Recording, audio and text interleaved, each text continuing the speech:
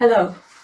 The title of my Valentine's Day sermon is Love and Bananas.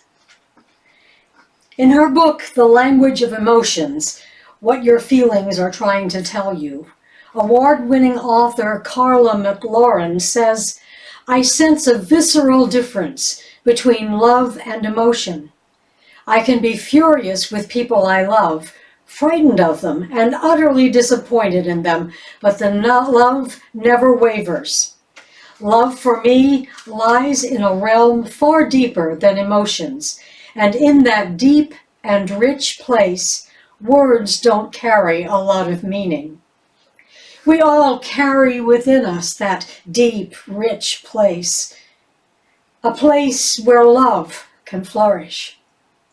In the introduction to his 1960 book, The Four Loves, C.S. Lewis talks about the distinction between what he calls gift love and need love. His example of gift love is that of a man who works very hard to provide for his family. Need love he describes as that which sends a lonely or frightened child to its mother's arms. Ever since I read them many years ago, I've resonated with Lewis's words from the same book about vulnerability. To love at all is to be vulnerable. Love anything, and your heart will be wrung and possibly broken. If you want to make sure of keeping it intact, you must give it to no one, not even an animal. Wrap it carefully around with hobbies and little luxuries. Avoid all entanglements. Lock it up, safe in the casket or coffin of your selfishness. But in that casket, safe, dark, motionless, airless, it will not change. It will not be broken. It will become unbreakable, impenetrable, irredeemable. To love is to be vulnerable.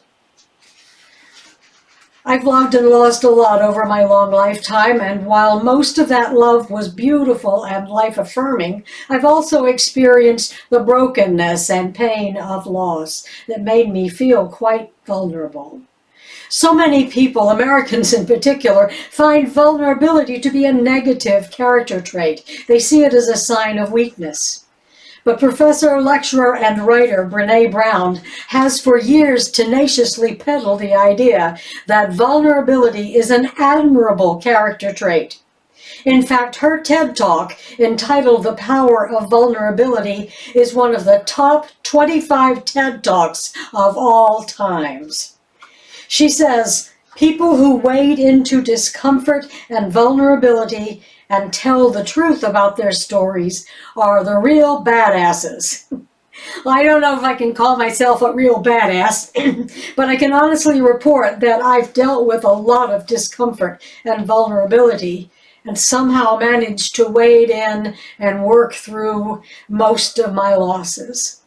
And because I've come out on the other side with a certain amount of love intact, I do believe that deep and rich place where words don't carry a lot of meaning that Carla McLaurin speaks of is functioning in me at some level.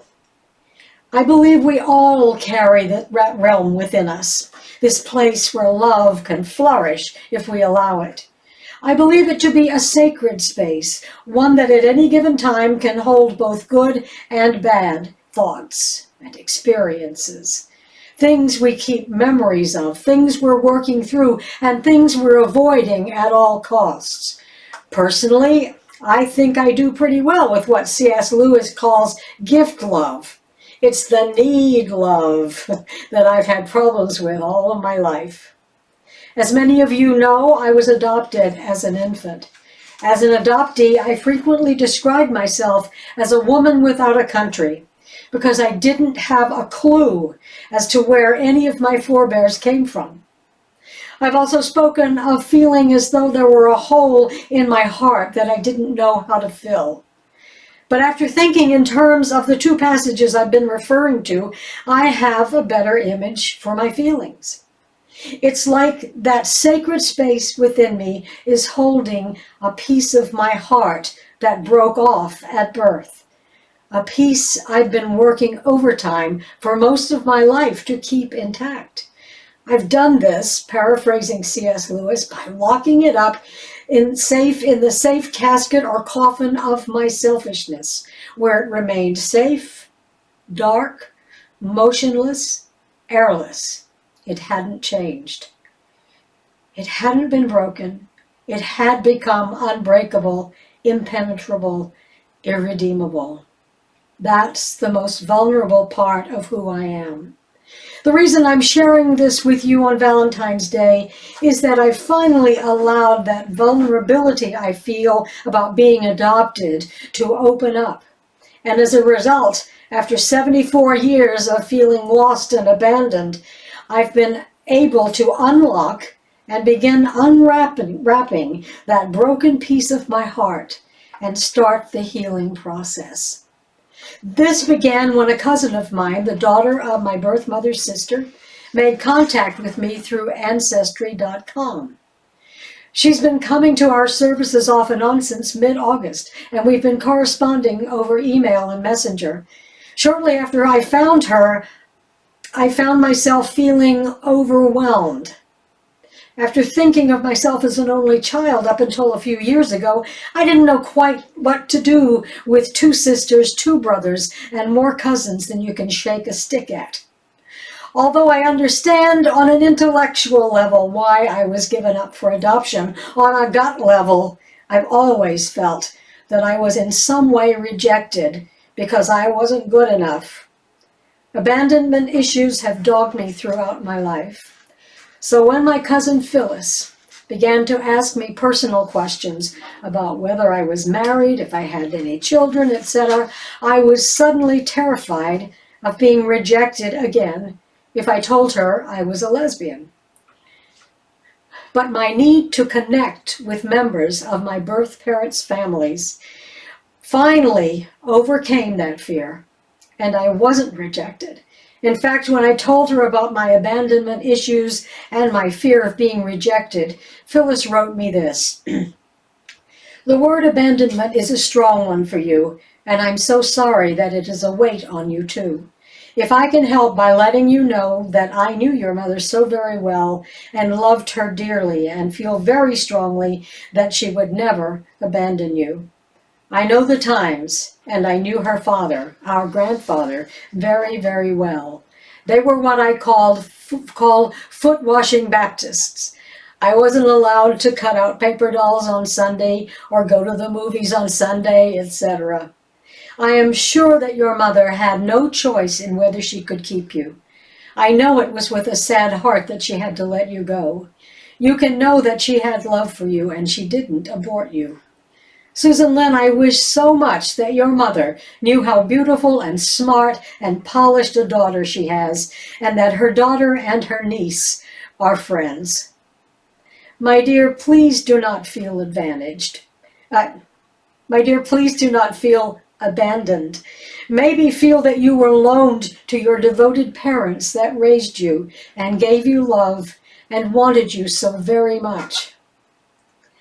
I feel like the luckiest woman in the world that I have found Phyllis, whose love and concern for someone she's never met has had such an impact on my life.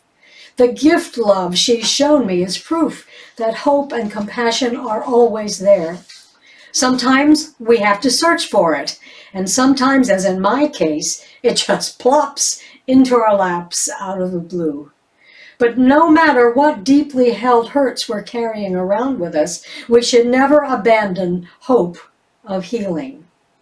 Remaining open to that hope can lead us to it, because I believe we always find what we're open to. If we dwell on hurt and brokenness, that's what we'll continue to find. But if we dwell on love and compassion for what's hurting us and open ourselves to vulnerability, we invite hope into our hearts. And that's when the healing begins. May that hope be yours. Amen. And now, I call this reflection Love and Bananas as a quirky way of getting my congregation's attention in our newsletter. but I promised to explain it. So here's the explanation.